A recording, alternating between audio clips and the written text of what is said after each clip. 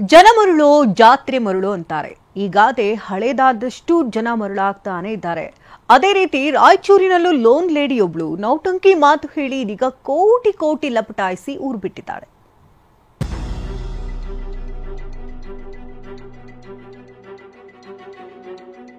ಪ್ರತಿ ತಿಂಗಳ ಕಟ್ಟಾರ, ಏನ್ ಮಿಸ್ ಆಗಿಲ್ಲ. ಈಗ ಈ ಜನವರಿ ತಿಂಗಳದಾಗ ಈ ತರ ಮಾಡಿ ಹೋಗ್ಯಾಳ. ಇವನ್ಗಳೆಲ್ಲ ಸುಸಪ್ ಮಾಡ್ಯಾಳ. ಬ್ಯಾಂಕ್ನವ್ರು ಬಂದು ಮನೆ ಮುಂದೆ ಜಗ್ಗಿ ಗಲಾಟೆ ಮಾಡಾಕ್ ಹಚ್ಚಾರ. ಹೊರಗಾಕ್ಯಾರ್ರಿ. ಇವಾಗ ನಾವ್ ಎಲ್ಲಿಗೆ ಹೋಗ್ಬೇಕು, ಎಲ್ಲಿಂದ ಮಾಡ್ಬೇಕು, ನಮ್ ಕೈ ದುಡಿಯೋದ ಆಗ್ತದ, ಕಟ್ಟೋದ ಆಗ್ತದ.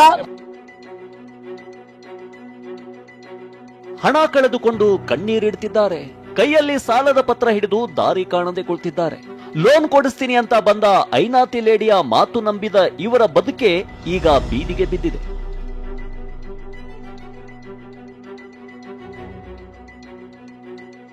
ಲೋನ್ ಕೊಡಿಸ್ತೀನಿ ಅಂತ ಕೋಟಿ ಕೋಟಿ ಲೂಟಿ. ಲೋನ್ ಹಣದ ಸಮೇತ ರಾತ್ರೋರಾತ್ರಿ ಲೇಡಿ ಜೂಟ್. ಈ ಲೇಡಿಯನ್ನೊಮ್ಮೆ ನೋಡಿ, ಈಕೆ ಅಂತಿಂಥವಳಲ್ಲ. ಹೆಸರು ಭಾಗ್ಯರಥಿ. ರಾಯಚೂರಿನ ಮಾನ್ವಿ ತಾಲೂಕಿನ ನೀರ್ಮಾನ್ವಿ ಅವಳು. ಬಡ ಮಹಿಳೆಯರಿಗೆ ಚಿತ್ರ ವಿಚಿತ್ರ ಭಾಗ್ಯಗಳನ್ನ ಕಲ್ಪಿಸಿ ಕೋಟಿ ಕೋಟಿ ನುಂಗಿ ಊರು ಬಿಟ್ಟಿದ್ದಾಳೆ. ಈ ಭಾಗ್ಯರಥಿ ಮಗ ಸೊಸೆ ಜೊತೆ ಇದೇ ಊರಲ್ಲೇ ಇದ್ದು ಬಡ್ಡಿ ವ್ಯವಹಾರ ಮಾಡ್ತಿದ್ಲು. ದಿನ ಕಳೆದಂತೆ ಬ್ಯಾಂಕ್ ಅಧಿಕಾರಿಗಳ ಪರಿಚಯವಾಗಿತ್ತು. ಬಳಿಕ ಮಹಿಳೆಯರ 6 ಜನರ ಗುಂಪು, 7 ಜನರ ಗುಂಪು, ಹೀಗೆ 20ಕ್ಕೂ ಹೆಚ್ಚು ಮಹಿಳಾ ಗುಂಪುಗಳನ್ನ ಮಾಡಿ ಲೋನ್ ಕೊಡಿಸಿದ್ಲು.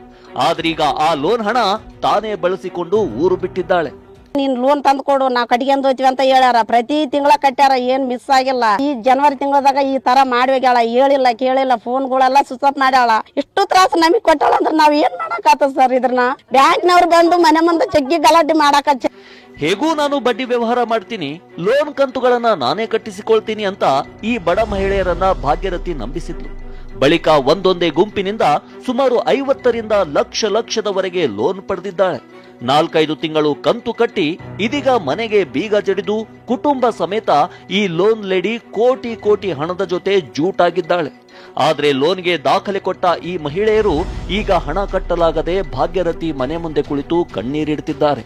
ನಾನ್ ಕಟ್ಕೊಂಡು ಹೋಯ್ತು. ನಿಮ್ ಮನೆಗೆ ಯಾರು ನಾನು ಕಳಿಸಿನ? ನಮ್ಮ ಮನೆಯಾಗ ಬೈತಾರಮ್ಮ, ನಾವ್ ಒಲ್ಲೆ, ನನಗೆ ಏನ್ ತಿಳಂಗಿಲ್ಲ, ನಾನು ಒಲ್ಲೆ. ಅವ್ರ ಬ್ಯಾಂಕ್ನವ್ರು ಬಂದಾಗ ಒಂದೇ ಇದು ಮಾಡಿ ನೀನು ತಗೊಂಬಂದು ಅವ್ರಿಗೆ ಹೇಳಿ ಕೇಸಿ ರೊಕ್ಕ ಕೊಡ್ಸು ನಮ್ಗ.